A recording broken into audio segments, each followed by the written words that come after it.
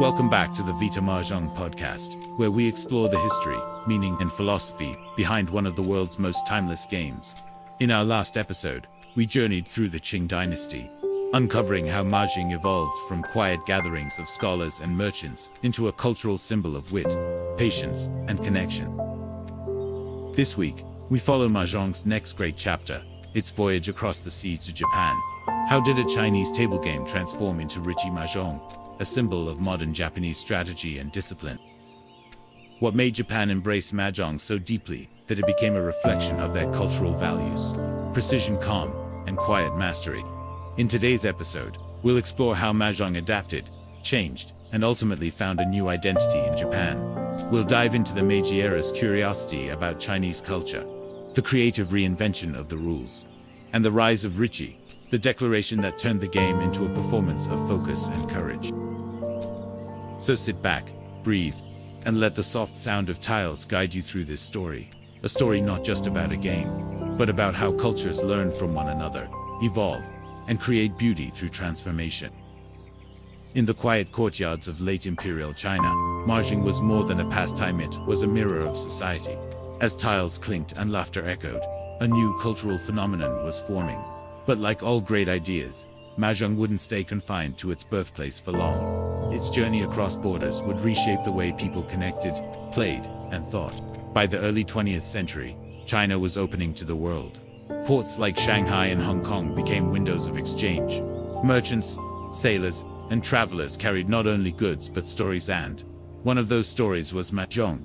The game's tactile beauty and social charm intrigued foreigners, who brought it to new shores. Japan, already curious about Chinese traditions, found itself drawn to this mysterious tile game. The Meiji Restoration had sparked an appetite for both modernization and cultural exploration. Mahjong arrived as a bridge, ancient, yet modern, social, yet strategic, and it fit perfectly into Japan's changing rhythm. When Mahjong entered Japan, it wasn't yet standardized. Rules varied from town to town, even within China itself. But the Japanese had a gift for refinement. They observed, analyzed, and began to reshape the game, simplifying some rules, tightening scoring, and emphasizing efficiency, much like they did with imported technologies. Early Japanese players were fascinated, not just by the competition, but by the philosophy behind the tiles. The suits, bamboo circles, and characters spoke to balance and harmony, ideas already central to Japanese aesthetics. Mahjong became more than a pastime. It became a quiet reflection of order and chaos in daily life. By the 1920s, Mahjong parlors were opening in Tokyo and Osaka. Students, salarymen, and artists all gathered round small wooden tables, discovering the joy of reading patterns and predicting human behavior. It was strategic yet emotional, structured yet fluid, a mirror of post-war Japan's search for stability. Japan's version of Mahjong began diverging from the Chinese game. The Japanese added point sticks, new scoring systems, and eventually the concept of reshaped, declaration of confidence before victory. This change added tension, making each round feel like a psychological duel rather than pure chance. The Riichi system introduced suspense. Declaring it meant you believed in your hands, strength, but could no longer adjust. It demanded both courage and restraint, values deeply admired in Japanese culture. Players weren't just winning, they were performing discipline and composure. Over time, Riichi Mahjong became Japan's signature version. Magazines, rulebooks, and clubs flourished. Even anime and manga began featuring it, giving the game an entirely new audience. What began as a Chinese export had become a distinct cultural identity in Japan, blending play with philosophy. During the Showa era, Mahjong reflected Japan's duality, tradition and modernity coexisting. The clinking of tiles in smoky cafes symbolized not only relaxation, but also connection. Friends and strangers shared silence, strategy, and subtle gestures. In a way, Mahjong became Japan's social heartbeat. The Japanese took Mahjong's randomness and tamed it. They formalized rules, documented patterns, and introduced digital scoring machines. It was no longer just about intuition, it became a test of precision. This transformation mirrored Japan's industrial mindset, where mastery came through method. Interestingly, while China saw Mahjong as communal and festive, Japan's interpretation leaned introspective. Games were quieter, players more reserved. It wasn't about loud celebration, but about concentration and inner calm. Mahjong, in Japan, became a meditative art form disguised as a game. This shift made Mahjong appealing to thinkers and artists. Philosophers compared it to life itself, structured uncertainty, where skill meets fate. Writers found poetry in the waiting, in the act of drawing and discarding. Each tile became a metaphor for choices and timing. In the post-war years, Mahjong represented comfort in reconstruction. When cities were rebuilding, people sought familiar rituals to anchor them. Gathering around a table, reading tiles, and sharing silence was healing. Mahjong, once foreign, had become deeply Japanese in its emotional tone. The 1960s brought Mahjong into pop culture. It appeared in films, novels, and TV shows as a symbol of intellect and cool detachment. For some, it was the game of intellectuals. For others, the pastime of the night. Either way, it captured the mood of an era focused yet free. What made Mahjong thrive in Japan wasn't luck or trendiness. It was adaptability. The Japanese turned a social pastime into a disciplined craft. Just like martial arts or calligraphy, Mahjong required control, respect, and practice. It was now part of Japan's cultural fabric. Soon, Mahjong associations formed, hosting tournaments and codifying national standards. Players competed not just for prizes but for honor. Rankings, certifications, and even TV broadcasts followed. Mahjong had ascended from parlor pastime to professional sport. This evolution reflected a deeper truth. Japan doesn't just adopt ideas, it refines them. The journey of Mahjong mirrored Japan's relationship with the world, taking something global, internalizing it, and then perfecting it with discipline and detail. Today, Riichi Mahjong stands as one of Japan's most respected strategic games. It represents not just play, but philosophy and art of decision-making, where patience meets intuition. And while rooted in China, it has bloomed fully in Japanese soil. Through this journey, Mahjong became a metaphor for cultural harmony itself, born in one land, transformed in another, yet connecting hearts through shared rhythm and respect. It's more than tiles. It's a universal language of focus, timing, and calm intelligence. In Japanese society, Mahjong became a tool for socialization and relaxation alike. Parlors offered refuge from work and study pressures, giving players a chance to pause, reflect, and enjoy quiet strategy. Even in busy cities, the game provided a momentary escape, a way to reconnect with rhythm, patience, and focus amidst everyday chaos. As Mahjong's popularity grew, it also became intertwined with media. Magazines and newspapers published columns analyzing strategies, while manga and later television included Mahjong narratives.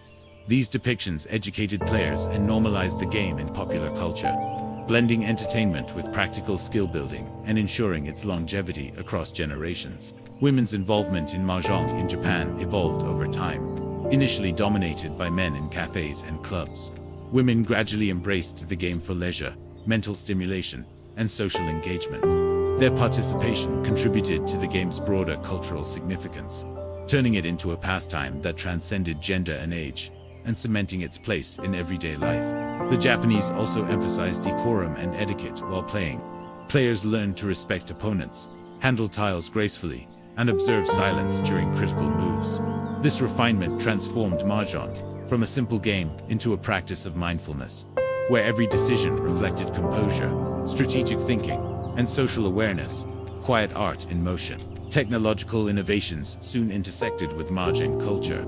Scoring tables, automatic shufflers, and eventually digital versions appeared. These tools modernized the game, making it faster and more accessible without losing its essence.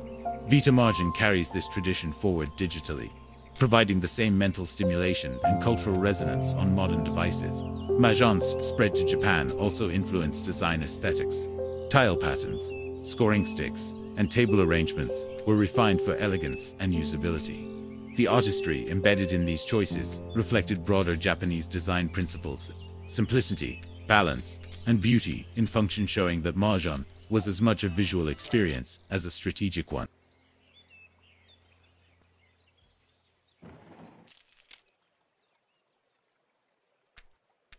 Psychologically, Japanese Mahjong honed patience and foresight. Success depended on reading opponents, anticipating moves, and maintaining composure under uncertainty. It became a mental exercise in observation and decision-making, helping players develop cognitive skills alongside social finesse, turning each game into both practice and meditation. Beyond entertainment, Mahjong symbolized adaptability and cultural exchange. The Japanese adapted, and refined a foreign game, making it their own, while preserving its core. This mirrors Japan's broader history of selectively integrating foreign innovations into daily life and culture, demonstrating how games can serve as vehicles for cultural dialogue. Education and Mahjong intersected subtly. Some schools used simplified versions to teach probability, strategic thinking, and pattern recognition. Even in casual play, players learned lessons about risk, patience, and timing. Vita Mahjong continues this educational legacy, engaging players' minds while providing an enjoyable low-pressure environment. During the economic boom of the post-war era, Mahjong parlors became social hubs. People sought entertainment that was affordable, mentally engaging, and socially rewarding. Mahjong filled this niche perfectly, offering communal interaction, cognitive challenge, and relaxation in one. It became a bridge connecting generations and communities in urban landscapes. Mahjong tournaments emerged as formal competitions. Players honed their skills, practiced strategies, and competed for recognition. These tournaments cultivated a sense of mastery and achievement, reinforcing the game's status beyond leisure. The competitive spirit balanced the meditative calm, making Mahjong both challenging and contemplative. The Japanese approach also emphasized subtlety over luck. While chance played a role, skillful observation and decision-making were paramount. This combination of unpredictability and control mirrored broader cultural values, where discipline and adaptability were celebrated. Mahjong became a mirror of life itself, teaching lessons through tiles. Cultural symbolism persisted in Japanese Mahjong. Dragons, winds, and flowers carried meanings beyond gameplay. Players learned to interpret these symbols intuitively, adding layers of depth to each session. This symbolic richness contributed to the game's enduring appeal, making it more than a pastime but a reflection of history, philosophy, and art. Over decades, Mahjong also inspired literature and film. Stories explored strategy, rivalry, and personal growth through gameplay. Characters' decisions at the table mirrored life choices, creating compelling narratives that emphasized focus, patience, and calculated risk. Vita Mahjong continues this legacy in digital form, allowing reflection alongside entertainment. In urban Japan, Mahjong offered an unusual combination of calm and excitement. Quiet concentration during hands contrasted with bursts of tension and celebration at victories. This rhythm appealed to players' need for balance, demonstrating how structured play can provide emotional regulation, mindfulness, and a subtle escape from daily routines. The rise of digital Mahjong in Japan maintained cultural continuity while embracing technology. Online platforms enabled players to connect remotely, preserving social bonds even in isolation. Vita Mahjong channels this evolution, combining meditative gameplay with global accessibility, showing that the essence of Mahjong transcends physical boundaries. Mahjong's journey to Japan illustrates the power of cultural adaptation. It was never a copy, but a reinterpretation. Japanese players retained the core challenge while adding unique strategic, aesthetic, and social elements. Vita Mahjong embodies this philosophy, adapting ancient wisdom to modern lifestyles, while keeping the core experience meaningful. The educational aspect of Mahjong persists in subtle ways. Pattern recognition, probability assessment, and planning remain key. These cognitive skills are nurtured without formal instruction, showing that games can teach indirectly. Vita Mahjong leverages this principle digitally, creating a quiet classroom for the mind within the immersive flow of play. Ultimately, Mahjong's spread to Japan is a story of cross-cultural enrichment. It demonstrates how ideas migrate, evolve, and thrive in new contexts. By embracing and refining what was foreign, Japan created something uniquely its own. Vita Mahjong captures this spirit, blending history, culture, and strategy into an accessible, reflective experience. As we reflect on Mahjong's Japanese journey, it becomes clear that the game is more than tiles and rules. It's a practice of observation, a vessel of culture, and a bridge between people and ideas. In the next episode, we'll explore how Mahjong continued to evolve globally, influencing modern digital adaptations and connecting players across continents. As Mahjong spread beyond Japan, it inspired cultural dialogue between East and West, Tourists, traders, and scholars encountered the game, fascinated by its intricate strategy and symbolism. This cross-cultural exchange highlighted Mahjong's ability to adapt, teaching that games can serve as vessels for shared knowledge and mutual understanding. Japan's unique rules and strategies fascinated foreigners. Observers noted the Riichi system, disciplined play, and the importance of etiquette. These differences revealed that while games may travel, local culture shapes their interpretation. Mahjong became a living example of how societies adapt ideas to align with values and daily life. The 1980s saw Mahjong gain a presence in Japanese pop culture. Anime, manga, and films featured strategic showdowns at the Mahjong table. Characters' decisions reflected personal growth, tension, and social dynamics. This narrative integration elevated the game from pastime to storytelling medium, making it relatable to a broader audience. Mahjong also became a lens to study human psychology. Players learned to read opponents' behavior, anticipate patterns, and manage risk. Japanese adaptations emphasized focus and emotional control, transforming each match into an exercise in mindfulness. The game became as much mental as social, training patience alongside intuition. The social role of Mahjong evolved over time. Cafes and clubs became community hubs, bridging generations. Young professionals played alongside retirees, exchanging strategies and stories. This intergenerational interaction reinforced social cohesion, illustrating how games can foster connection and shared understanding in evolving urban landscapes. Women's participation grew steadily, expanding Mahjong's reach. Female players brought new perspectives, emphasizing strategy, patience, and camaraderie. By embracing diverse participants, Mahjong in Japan became inclusive, reflecting broader societal shifts and demonstrating the game's flexibility as a cultural institution. Japanese Mahjong also influenced design aesthetics. Tiles, scoring sticks, and table layouts evolved with attention to visual balance and usability. Even subtle patterns held cultural significance, reflecting principles of harmony, elegance, and clarity. Every aspect of the game reinforced both functional play and aesthetic appreciation. Competition became formalized with leagues and tournaments. Rankings, certifications, and televised matches created a structured environment for skill development. Success required more than luck. Strategic insight, patience, and psychological awareness determined outcomes. Mahjong had matured into both pastime and discipline. Digital Mahjong emerged alongside technological growth. Electronic scoring tables, online platforms, and app-based games preserved traditional elements while modernizing play. These innovations allowed wider access, demonstrating that Mahjong could evolve with society while retaining its cultural essence.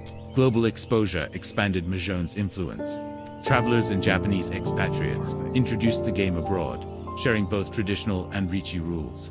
Mahjong became a vehicle for cultural exchange, highlighting universal themes of strategy, patience, and social connection.